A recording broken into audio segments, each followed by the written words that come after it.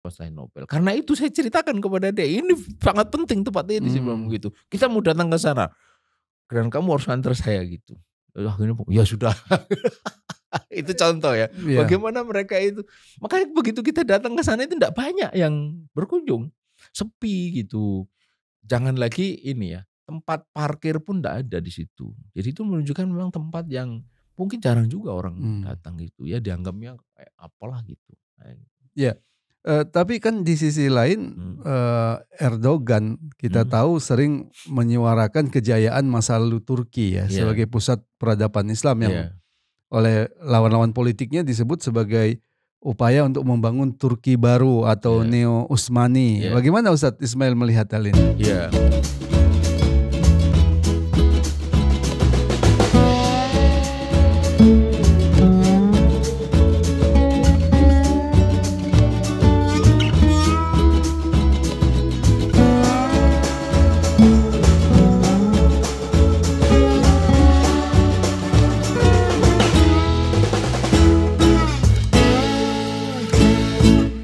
Bismillahirrahmanirrahim. Assalamualaikum warahmatullahi wabarakatuh. Pemirsa yang dirahmati Allah Subhanahu wa taala, kembali kita bertemu dalam program Focus to the Point. Kali ini kita akan membahas salah satu bagian dari buku Tapak Dakwah Ustadz Ismail Yusanto. Dalam Tapak Dakwah ini Ustadz Ismail banyak menceritakan ya perjalanan beliau ke luar negeri ya, antara lain ke Istanbul, Ustadz. Yang saya menarik di sini ketika bicara Istanbul, Ustadz Ismail menyimpulkan merasakan betul ya ada upaya sistematis untuk menghilangkan jejak khilafah di Istanbul. Padahal Istanbul itu kan ibu kotanya khilafah ya. Apa kira-kira yang Ustadz temukan sehingga Ustadz menyimpulkan ada upaya sistematis untuk menghilangkan jejak khilafah di sana? Iya, baik. Bismillahirrahmanirrahim. Assalamualaikum warahmatullahi wabarakatuh. Jejak kehidupan Islam itu selain kita bisa lihat dari bangunan, itu kita bisa lihat dari narasi itu. Dan narasi ini lebih penting daripada bangunan. Sebab bangunan itu justru dijelaskan oleh narasi kan. Dan narasi itu merupakan kumpulan atau himpunan dari istilah. Nah, saya katakan bahwa ada upaya sistematis untuk menghilangkan jejak khilafah di sana itu terlihat dari betapa istilah-istilah itu memang istilah-istilah yang semestinya ada atau ada di dalam Islam itu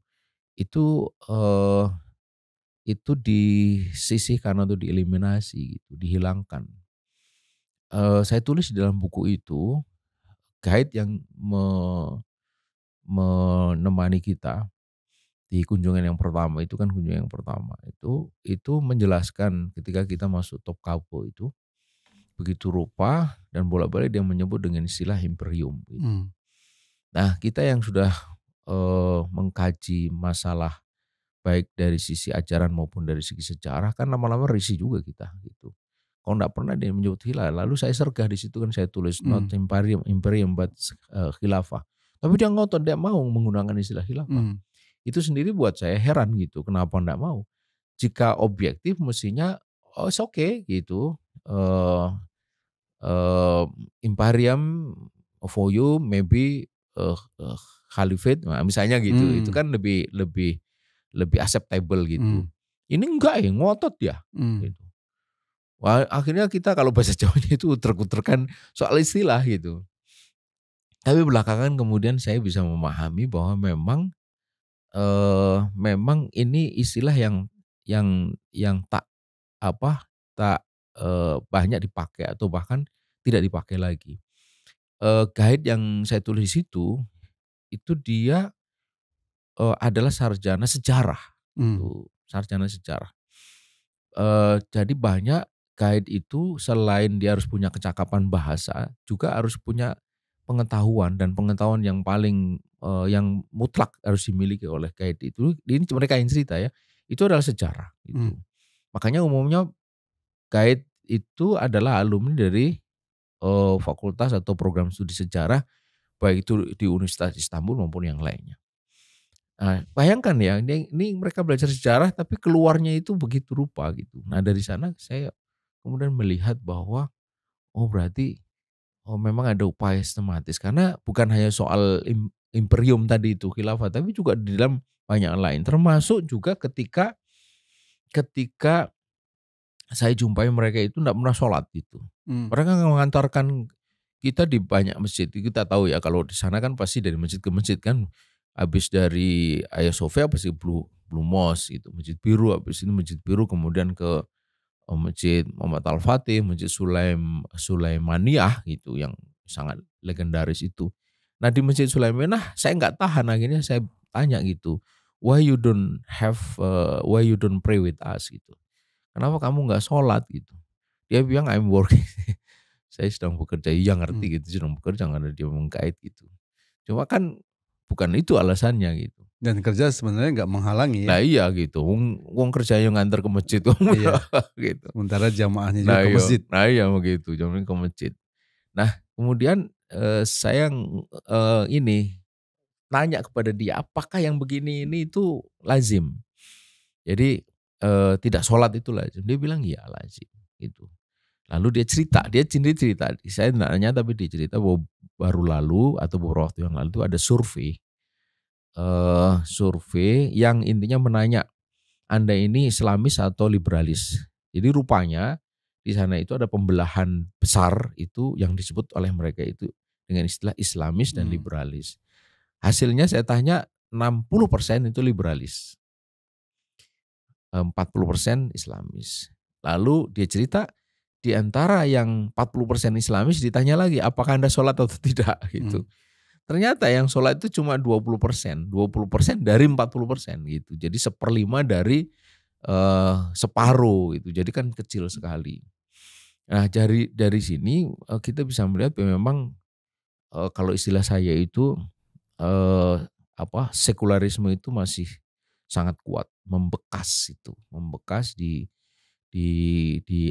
dalam diri masyarakat Turki sedemikian sehingga istilah-istilah pun itu juga tidak muncul. Istilah jilbab, istilah ini, khilafah, kemudian khalifah. Mereka kan selalu sebut sultan. Gitu. Ada yang menarik juga dalam buku ini disebutkan ketika guide-nya itu mencegah berkunjung ke Rumeli Hisari ya. Rumeli Hisari, benteng yang dibangun oleh Muhammad Al-Fatih. Kenapa Ustadz Ismail mengangkat hal ini? Ya itu sempat ada debat kecil. Dia bilang gak usah ke sana, ngapain ke sana gitu. Ya, mereka pakai bahasa Inggris. Itu tempat nggak ada apa-apanya, itu cuma tumpukan batu. Anda nggak lihat apa-apa, udah capek naik ke atas nggak ada lihat apa-apa. Tersinggung saya gitu. Ini orang ngawur banget. Saya bilang for us it's a very very important place. Rumeli is the first fortress which built by Muhammad Al-Fatih before war ya. Ini ambil Konstantinopel, saya cerita begitu. Dia sendiri juga terus agak bengong juga gitu. Saya ceritakan agak lama itu, dia bengong gitu. Oh ya gitu. Oh ya gitu. Akhirnya dia ngalah. Mau diantar ke sana. Dan betul memang itu kali pertama saya berkunjung ke situ, naik sampai ke atas, sampai mentok di ujung atas itu.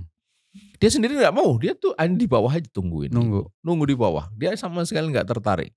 Dan Masya Allah, subhanallah gitu, beruntungnya naik sampai ke situ. Dari segi pemandangannya sangat bagus karena di depannya itu kan Selat Bosporus.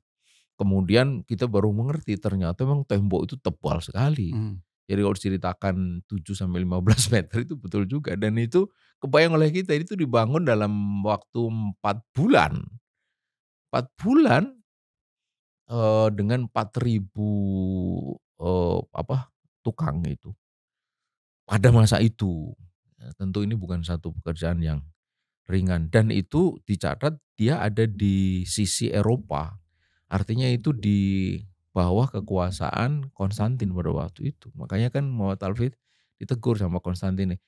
Kalau bahasa gampangnya, kau kurang ajar amat itu. Itu bapakmu dulu mau bangun benteng kan di sebelahnya itu benteng Anatoli Hisari. itu dibangun oleh bapaknya Sultan Murad yang kedua. Itu dulu bapakmu itu ngomong sama saya itu izin gitu. Kamu petenang begitu nggak ngomong. Tapi nggak pedulikan, dan itu adalah awal dari kekalahan Konstantinopel karena itu memang bagian yang paling sempit. Itu saya perhatikan kalau kita lihat peta, itu memang bagian yang paling sempit dari Selat Bosporus. Selat Bosporus itu average kira-kira 700 meter lebarnya. Tapi di titik itu hanya 600 sekian. Jadi Muhammad Al-Fatih itu memang sangat jenial, sangat cerdik dia. Dulu bapaknya itu membangun itu nggak tahu dia alasannya apa, tetapi kemudian dia melihat di seberangnya itu titik yang sangat sempit yang membuat akhirnya kapal tidak terlalu leluasa. Dan di situ dia taruh meriam pas di haluan kapal, ditembak akhirnya banyak kapal yang tenggelam, memutus jaringan logistik ke Konstantinopel. Jadi ibarat manusia dia ikat kepalanya gitu. Dan itu 4 bulan sebelum penyerangan kan, bulan April. 4 bulan sebelumnya, tetapi logistik sudah dipotong sejak bulan Desember itu. Yang itu yang membuat akhirnya tidak dalam kekuatan penuh itu. Di samping logistik juga harus macam-macam itu dari situ. Jadi itu adalah awal dari keberhasilan Muhammad Al-Fatih menaklukkan Konstantinopel. Karena itu saya ceritakan kepada dia, ini sangat penting tempatnya ini, saya bilang begitu. Kita mau datang ke sana dan kamu harus antar saya gitu. Akhirnya ya sudah. Itu contoh ya. Bagaimana mereka itu. Makanya begitu kita datang ke sana itu tidak banyak yang berkunjung. Sepi gitu. Jangan lagi ini ya, tempat parkir pun tidak ada di situ. Jadi itu menunjukkan memang tempat yang mungkin jarang juga orang datang gitu ya, dianggapnya kayak apalah gitu. Ya, tapi kan di sisi lain Erdogan kita tahu sering menyuarakan kejayaan masa lalu Turki ya sebagai pusat peradaban Islam yang oleh lawan-lawan politiknya disebut sebagai upaya untuk membangun Turki baru atau Neo-Utsmani. Bagaimana Ustadz Ismail melihat hal ini? Iya, ini memang saat ini sedang terjadi pertarungan narasi di sana. Ketika Kemal Pasha itu berkuasa dan ingin menghilangkan seluruh jejak Islam, termasuk jejak khilafah, dia itu ajak publik atau rakyat Turki itu untuk mengagumi Turki sebelum Islam. Jadi dia bangkitkan itu simbol-simbolnya, dia bangkitkan itu value-value yang ada pada waktu itu, sampai hewan yang boleh dijadikan simbol. Jadi dia loncati 400-500 tahun sebelum khilafah. Hasilnya sampai sekarang itu masih terus terasa. Nah, Erdogan berusaha untuk membangkitkan. Jadi lawan dari Kemal Pasha itu, dia menarik kembali masyarakat Turki itu kepada Islam. Nah, hanya pertanyaannya adalah Islam yang dimaksud di sini itu apa? Kejayaan Turki yang mana gitu yang dimaksud? Apakah Turki sebagai nation state ataukah Turki sebagai khilafah? Nah, itu yang saya kira menjadi pertanyaan penting. Tentu kita berharap mestinya Turki sebagai khilafah Islam gitu. Tapi tampaknya Erdogan agak sulit ya menghadapi kuatnya sekularisme di Turki ya. Oh iya, itu tidak mudah. Kenapa? Karena bahkan partai dia kan sebenarnya juga bukan partai Islam kan gitu. Jadi ada yang mengatakan Erdogan hanya memakai isu-isu itu sebagai alat mobilisasi politik. Bagaimana menurut Ustaz Ismail? Dan faktanya memang begitu. Faktanya dia kan meraih kemenangan oleh karena dia mendapatkan dukungan dari dua sisi. Pertama, dari mereka yang merindukan Islam, ini ada harapan pada Erdogan. Kemudian yang kedua, dari mereka yang masih berusaha sekuler, melihat bahwa ini masih juga cukup sekuler gitu. Jadi dua sisi ini, itulah yang membuat dia itu masih bisa berkuasa begitu lamanya gitu. Nah, cuma sampai kapan? Ini kan pasti ada tarikan. Yang Islam itu akan mengatakan ini kurang Islam gitu. Yang sekuler ini kurang sekuler gitu. Tapi yang jelas Turki masih menjadi anggota NATO. Ya, NATO dan masih ada kerjasama hubungan dengan Israel ya. Masih ngirim gas ke sana. Iya, itu yang menyulitkan untuk menyebut itu. Ya, baik, terima kasih pemirsa yang dirahmati Allah Subhanahu wa taala. Demikian tadi cerita jalan-jalannya Ustadz Ismail ke Istanbul ya. Mudah-mudahan kita bisa ke sana dan mengambil pelajaran sejarah dari sana. Bukan sekedar untuk kita renungkan, tapi juga bagaimana mengambil yang baik dan menerapkannya dalam kondisi kita sekarang. Dan kekuatan Turki adalah ada pada khilafah, dan itulah yang harus kemudian kita terapkan dan kita perjuangkan saat sekarang ini. Semoga bermanfaat. Assalamualaikum warahmatullahi wabarakatuh.